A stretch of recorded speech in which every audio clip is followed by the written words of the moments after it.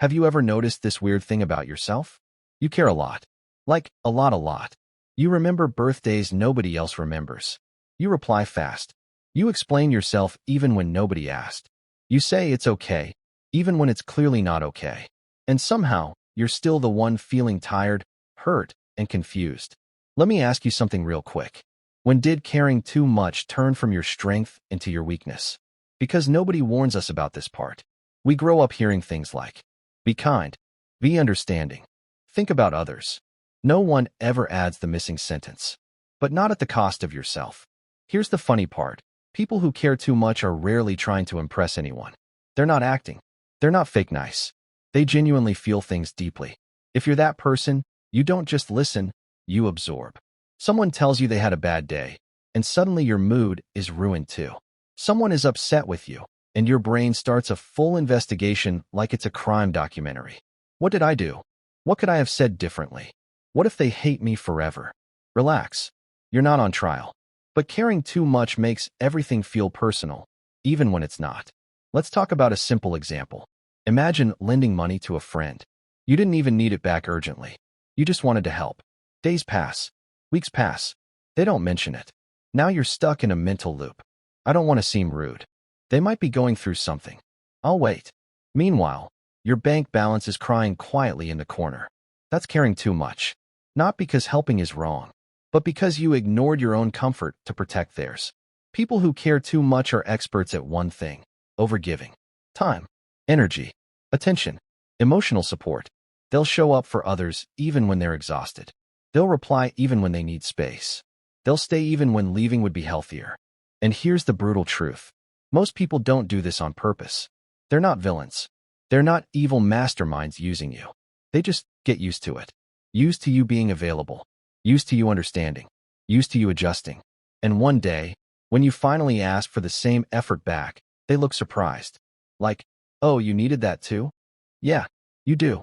Caring too much also makes you terrible at setting boundaries. You know you should say no.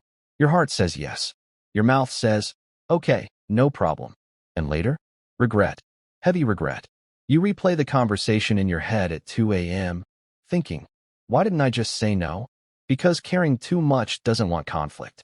It wants peace, even fake peace. But fake peace always comes with a hidden bill. And guess who pays it? You. Another sneaky thing caring too much does. It makes you feel responsible for other people's emotions.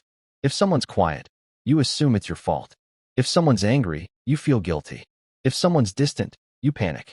You start carrying emotional weights that were never yours. Let me say this clearly. You are not an emotional customer service desk. You don't have to fix everyone. You don't have to explain everything. You don't have to earn basic respect by overgiving. Now here's where it gets interesting. Caring too much isn't actually the problem. The real problem is caring without limits. Fire is useful. Too much fire burns the house down. Water is life. Too much water causes a flood. Caring works the same way. When you care with balance, it's beautiful. When you care without boundaries, it slowly destroys you. And the worst part?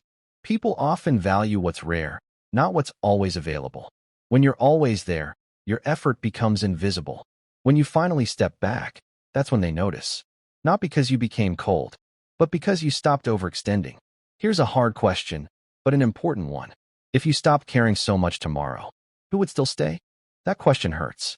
But it also frees you. Because it shows you who values you, not just what you give. Caring too much doesn't mean you're weak. It means you have a big heart. But a big heart needs strong boundaries. You're allowed to pause before replying. You're allowed to say no without explaining your entire life story. You're allowed to choose yourself without feeling selfish. Caring should never feel like self-betrayal. So the next time you feel guilty for pulling back a little, remember this. You're not becoming heartless. You're becoming healthy. Care deeply, but not blindly. Give, but don't disappear in the process. Love, but don't abandon yourself. Because the moment you stop caring too much about being everything for everyone is the moment you finally become enough for yourself. And honestly, that's not weakness. That's strength done right.